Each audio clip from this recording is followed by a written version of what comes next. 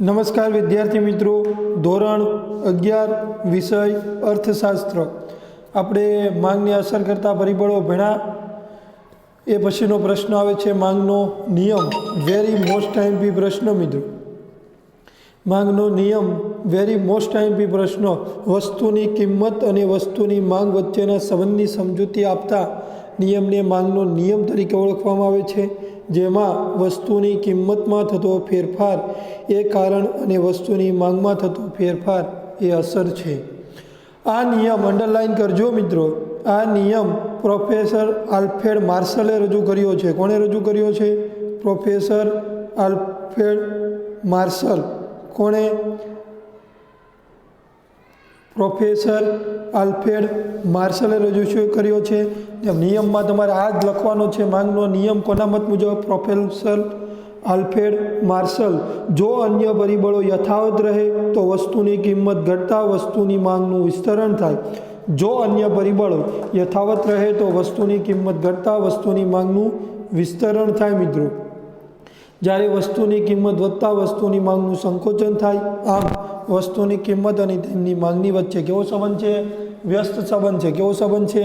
વ્યસ્ત સંબંધ છે. યાદ રાખવું અહીંયા કે વસ્તુની કિંમત ઘટતા વસ્તુની માંગનું વિસ્તરણ થાય. વિસ્તરણ એટલે કે વધારો થાય. અને જ્યારે વસ્તુની કિંમત વધતા વસ્તુની માંગનું સંકોચન એટલે કે ઘટાડો થાય છે.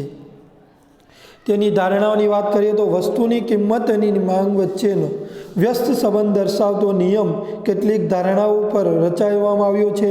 આ નિયમમાં કિંમત સિવાયને માંગની અસર કરતા પરિબળોને સ્થિર એટલે કે યથાવત ધારી લેવામાં આવે છે. ક્યાં ક્યાં? ગ્રાહકની અભિરુચિ અને પસંદગી સ્થિર ધારવાની, ગ્રાહકની આવક પણ સ્થિર ધારવાની છે, અવેજી અને પૂરક વસ્તુની કિંમત પણ સ્થિર રહે છે, ભવિષ્યની કિંમત અંગેની અટકળોનું અનુમાન કરવામાં આવતા નથી અને વસ્તીનું પ્રમાણ પણ કેવું ધારવામાં આવે છે? સ્થિર. અહીંયા યાદ રાખવાનું રહેશે કે આ બધા કારણો સ્થિર. તમારે માંગનો નિયમ પૂછાય તો તમારે ખાલી એટલું જ લખવાનું છે કે માંગનો નિયમ આલ્ફ્રેડ માર્શલના મતેનો અર્થ લખવાનો છે. ધારણા નિયમ પૂછાય 3 માર્ક્સમાં, ત્યારે ધારણા વચ્ચે દર્શાવવાની નથી. અલગથી 2 માર્ક્સમાં પૂછાય તો વાત અલગ છે, પણ વેરી મોસ્ટ આઈએમપી પ્રશ્ન છે. માંગના નિયમની સમજૂતી. માંગના નિયમની સમજૂતી માંગની અનુસૂચિ, આકૃતિ અને વિશ્લેષણ આધારિત છે. તો માંગની અનુસૂચિ એટલે કે જો તમને કોષ્ટક આપેલું છે, આને અનુસૂચિ કહેવાય. આ જે છે એ અનુસૂચિ છે. માંગની કોઈ એક ગ્રાહક કોઈ એક વસ્તુની ચોક્કસ અને સાથે સાથે જુદી જુદી કિંમતે વસ્તુ કેટલાક એકમો ખરીદવા તૈયાર થાય છે, તે દર્શાવતી યાદી માંગની અનુસૂચિ કહેવાય છે. કાલ્પનિક અનુસૂચિ દ્વારા આ બાબત સમજી શકાય છે.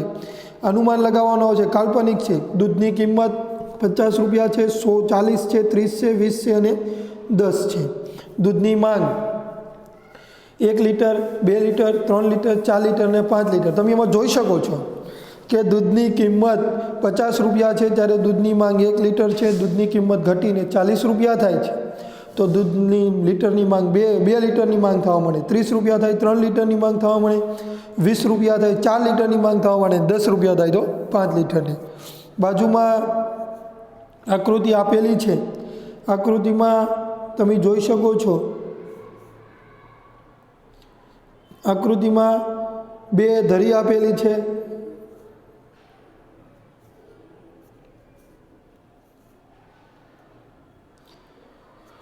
વાય ધરી OY અને OX આપેલી છે. ઓકે. આકૃતિમાં X ધરી પર દૂધની માંગ લીટરમાં છે. દૂધની માંગ લીટરમાં નીચે દર્શાવેલી, અને વાય ધરી પર દૂધની લીટર દીઠ કિંમત રૂપિયામાં દર્શાવેલી છે, જે દર્શાવેલી અહીંયા. ઓકે. તો આ રીતે આકૃતિ દોરતી બિંદુ ABC અને E પ્રાપ્ત થાય છે. આ પ્રત્યેક બિંદુ જુદી જુદી કિંમતે થતી દૂધની લીટર દીઠ માંગ દર્શાવે છે. આ બિંદુઓને જોડતી રેખાને કઈ રેખા કહેવામાં આવે છે? DD રેખા કહેવામાં આવે છે. અહીં તમને ખ્યાલ આવ્યો નહીં કે સાહેબ તમે શું કહેવા માંગો છો, કે ખ્યાલ આવ્યો નહીં. તમે દૂધની માંગ લીટરમાં દર્શાવી, અહીંયા દૂધની કિંમત દર્શાવી. હવે બિંદુ પ્રમાણે દર્શાવવાનું. 50 રૂપિયા કિંમત છે. કેટલી? 50 રૂપિયા. દૂધની કિંમત 50 રૂપિયા છે, તો માંગ કેટલી છે? કેટલી છે? 1 લીટર. કેટલી છે? 1 લીટર.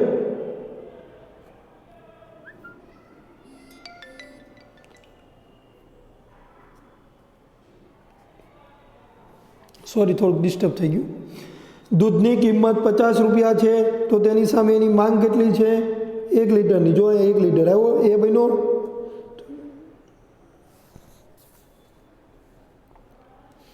જો એ બને છે આ. ઓકે. એવી રીતના દૂધની કિંમત ઘટીને 40 રૂપિયા થાય છે, માંગ વધીને 2 લીટર થાય છે. કિંમત ઘટીને 30 રૂપિયા થાય છે, માંગ વધીને 3 લીટર થાય છે. કિંમત વધીને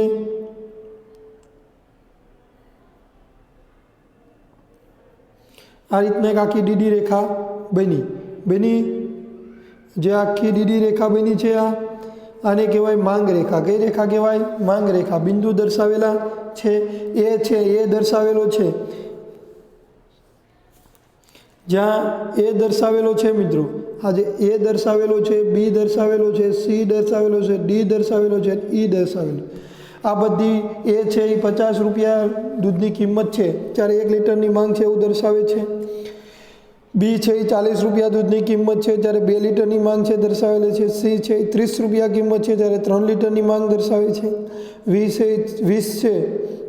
ડી 20 રૂપિયા માંગ છે, કિંમતની 20 રૂપિયા છે ત્યારે 4 લીટરની માંગ છે એવું દર્શાવે છે. તો આપણે એની સમજૂતી જોઈએ. આકૃતિમાં એ બિંદુ દર્શાવે છે કે દૂધની 50 રૂપિયા પ્રતિ લીટરની કિંમત 1 લીટર દૂધની માંગ છે, જ્યારે બી બિંદુ દર્શાવે છે કે દૂધની કિંમત 40 રૂપિયા પ્રતિ લીટર છે જ્યારે 2 લીટરની દૂધની માંગ છે. જ્યારે ઈ બિંદુ દર્શાવે કે દૂધની કિંમત 20 રૂપિયા પ્રાપ્ત લીટર છે તો 5 લીટરની દૂધની માંગ છે. આમ આકૃતિમાં બિંદુ એ બી સી ડી ઈ જોડતી રેખાને કઈ રેખા પ્રાપ્ત થાય છે? ડીડી. ડી એટલે ડિમાન્ડ એટલે માંગ, એટલે એને ડીડી રેખા કહેવામાં આવે છે. જે ડાબી બાજુથી જમણી બાજુથી જોઈ શકો છો ને, આ ડાબી બાજુ ડી ઉપરનો આ થઈ ડાબી બાજુથી, એટલે ડાબી બાજુ કઈ? ઉપર તરફ છે. ઉપર તરફ નીચેની તરફ એટલે કે જમણી તરફ ગતિ કરે છે. એટલે કે ડીડી માંગ રેખાનો ઢાળ કેવો ગણાય છે? ઋણ ગણાય છે. કેવો ગણાય છે? ઋણ. કેવો ગણાય છે? જો ઋણ આપેલું છે, કેવો ગણાય છે? ઋણ. ફરીથી એક ફેર રિપીટ કરું છું, કેવો ગણાય છે? ઋણ ઢાળ ધરાવે છે. રેડી? ક્લિયર? આકૃતિ થઈ તમારી મિત્રો. વેરી મોસ્ટ ટાઈમ પ્રશ્ન છે. વસ્તુની કિંમત અને તેની માંગની વચ્ચે વ્યસ્ત સંબંધ નીચે મુજબના 2 કારણોથી મદદ થાય છે. આવક અસર અને અવેજી અસર. ગ્રાહકની નાણાકીય આવક સ્થિર રહે અને જો વસ્તુની કિંમત ઘટાડો થાય તો ગ્રાહકની ખર્ચ શક્તિમાં શું થાય? વધારો થવા પામે છે, જેથી ગ્રાહકની વાસ્તવિક આવક વધે છે. એ અપવાદો તમારે ક્યાં પૂછાતા? આ 2 કારણ છે. અવેજી વસ્તુ, આ 2 વસ્તુ છે એ પણ ક્યાંય પૂછાતી નથી. ખ્યાલ આવી ગયો? ઓકે. માંગના નિયમના અપવાદો પૂછાય છે મિત્રો, તો માંગના નિયમના અપવાદો જોઈએ. માંગના નિયમની ધારણાઓ પરિપૂર્ણ થવા છતાં કેટલીક બાબતોમાં અપવાદ જોવા મળે છે, જેમાં માંગના નિયમની વિરુદ્ધ દિશામાં ફેરફાર નોંધવામાં આવે છે. એટલે કે વસ્તુની કિંમત ઘટવા છતાં માંગ વધવાને બદલે ઘટે છે. એટલે કે અપવાદ કોને કે? ઊંધું જ થાય. આપણે 3 મિત્રો હોય તેમાં ઊંધો ન હાલતો હોય એ રીતના એમ. એટલે કે કિંમત ઘટે તોય માંગ વધતી નથી, ઘટે છે. અથવા વસ્તુની કિંમત વધવા છતાં માંગ ઘટવાને બદલે વધે છે. આવા અપવાદો નીચે મુજબ છે. પ્રતિષ્ઠા મૂલ્ય ધરાવતી વસ્તુઓ, સોના, તેના અપવાદો કેટલા પડે છે મિત્રો? જોઈ શકો છો તમે. એના અપવાદો: પ્રતિષ્ઠા મૂલ્ય ધરાવતી વસ્તુ, અત્યંત સસ્તી વસ્તુ, હલકા પ્રકારની વસ્તુ અને ગ્રાહકની પસંદગી. આ 4 અપવાદો છે. પ્રતિષ્ઠા મૂલ્ય ધરાવતી સોના, ચાંદી, ઘરેણાં, મોંઘી કાર, મોંઘા મોબાઈલ વગેરે જેવી વસ્તુઓ ખૂબ મોંઘી અને પ્રતિષ્ઠા ધરાવતી વસ્તુઓની બાબતમાં માંગનો નિયમ સાચો પડતો નથી. આ પ્રકારની વસ્તુઓ વ્યક્તિની પ્રતિષ્ઠા વધારે છે. ધનવાન વર્ગના લોકો વસ્તુઓની કિંમત જેવી ઊંચી તેવી વસ્તુઓની પ્રતિષ્ઠા મૂલ્ય વધારે છે તેવું માનતો હોવાથી વસ્તુની કિંમત જેટલી ઊંચી હોય તેટલી જ તેઓ તે વસ્તુની માંગ ઘટાડવાને બદલે શું કરે છે? વધારે. કેમ કે લોકો એવું માને છે કે જેમ મોંઘી વસ્તુ લે એમ આપણી માંગ કે પ્રતિષ્ઠામાં વધારો થાય. જેમ કે મર્સિડીઝ લઈને ફરતા એ રીતના. એટલે કે માંગ ઘટવાને બદલે કેવી થાય છે? વધે છે. તેનાથી વિરુદ્ધ વસ્તુની કિંમત ઓછી હોય તો તેમાં પ્રતિષ્ઠાનું મૂલ્ય કેવું હોય? ઓછું હોય. તેથી તે માંગની કિંમત ઘટવા છતાં માંગ વધતી નથી, ઘટે છે. કેમ? તો ધનિક આવી વસ્તુ માંગ ઘટાડે છે. આ બાબતમાં માંગનો નિયમ સમજાવી શકાતો નથી. પછી આવે છે અત્યંત સસ્તી વસ્તુ. મીઠું, દિવાસળી, ટાંકણી, સમાચારપત્રો વગેરેની માંગ પાછળ ગ્રાહકની આવકનો ખૂબ એકદમ નાનો ભાગ ખર્ચાય છે. તેથી આવી વસ્તુની કિંમતમાં વધારો કે ઘટાડો થવા છતાં ગ્રાહક વસ્તુ પાછળના કુલ ખર્ચમાં કોઈ વિશેષ ફેર થતો નથી. એટલે કે માંગ વધતી નથી, માંગ ઘટતી નથી, જેના કારણે આવી વસ્તુની માંગ ઉપર ગ્રાહકને મોટી અસર પડતી નથી. દાખલા તરીકે ટાંચણી, સ્ટેપલરની પિન, પછી આવે છે પિનના ભાવમાં ઘટતા લોકો આ પ્રકારની વસ્તુની માંગ વિશે પ્રમાણમાં વધારો કરતા નથી. બાકસ, માચીસ, આ બધી વસ્તુ એમ. પછી આવે છે હલકા પ્રકારની વસ્તુ, એટલે કે નિમ્ન ગુણવત્તાવાળી વસ્તુ.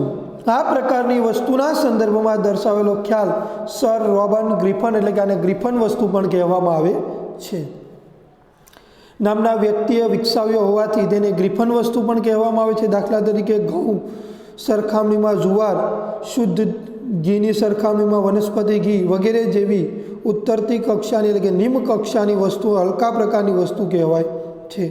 આ પ્રકારની વસ્તુનો ઉચ્ચ ગુણવત્તાવાળી વસ્તુઓની સરખામણીમાં સસ્તી હોય છે. તેથી ગરીબ વર્ગ આવી વસ્તુઓ વપરાશ વધુ પ્રમાણમાં કરે છે. કારણ કે શુદ્ધ ઘી લેવા જાય તો 700-800 રૂપિયા કિલો, વનસ્પતિ ઘી 200-300 રૂપિયા કિલો મળી રહે. તેથી હલકા પ્રકારની વસ્તુ જેમ કે જુવારની કિંમત ઘટતા ગરીબ વર્ગની વાસ્તવિક આવક વધે છે. તેથી આ ગરીબ વર્ગ જુવારની સરખામણીમાં ઘઉંની ખરીદી કરવા પ્રેરાય. તેની કિંમત, જુવારની કિંમત ઘટે તો કેમ? કારણ કે જુવારની કિંમત ઘટે તો એની આવક વધી ને. 50 રૂપિયાને ખરીદતા હોય જગ્યાએ 30 મળે તો 50 રૂપિયાના ઘઉં ખરીદી શકે કે ન ખરીદી શકે? તેથી ગરીબ વર્ગની વાસ્તવિક આવક વધે છે. તેથી આ ગરીબ વર્ગ જુવારની સરખામણીમાં ઘઉંની ખરીદી કરવા પ્રેરાય છે. પરિણામે જુવારની કિંમત ઘટતી હોવા છતાં જુવારની માંગમાં વધારો બદલે ઘટે છે. ગ્રાહકની પસંદગી. ઘણીવાર તમે દર દિવાળીએ શોપિંગ કરો છો, બધે દર દિવાળીએ એક સરખા કપડાં લો છો, એક સરખા બૂટ લો છો? નહીં, પેટર્ન બદલાય ને, ગ્રાહકની પસંદગી બદલાય ને. ગ્રાહક જ્યારે કોઈ ચોક્કસ પ્રકારની વસ્તુઓ માટે પોતાની ધારણાઓ બાંધી લે છે ત્યારે તેવા ગ્રાહકના વલણોને કારણે તે વસ્તુઓની કિંમત વસ્તુની વધતી હોવા છતાં માંગ વધારતો કે ઘટાડતો નથી, અથવા વસ્તુની કિંમત ઘટતી હોવા છતાં વસ્તુની માંગ વધારતો નથી. દાખલા તરીકે એક ચોક્કસ પ્રકારની ટૂથબ્રશ. આ થયા અપવાદો મિત્રો. હવે આગળના પ્રશ્નો આપણે આકૃતિ વસ્તુની વિસ્તરણ, સંકોચન, વધારો, ઘટાડો એ આવતા પીરિયડમાં ભણશું. જય હિન્દ, જય ભારત. પણ તૈયારી નહીં કરો ત્યાં સુધી આમાં ટપ્પા જ નહીં પડે, એટલે એ ધ્યાન રાખજો. ન સમજાય ત્યાં 10 વખત પૂછવાની છૂટ છે.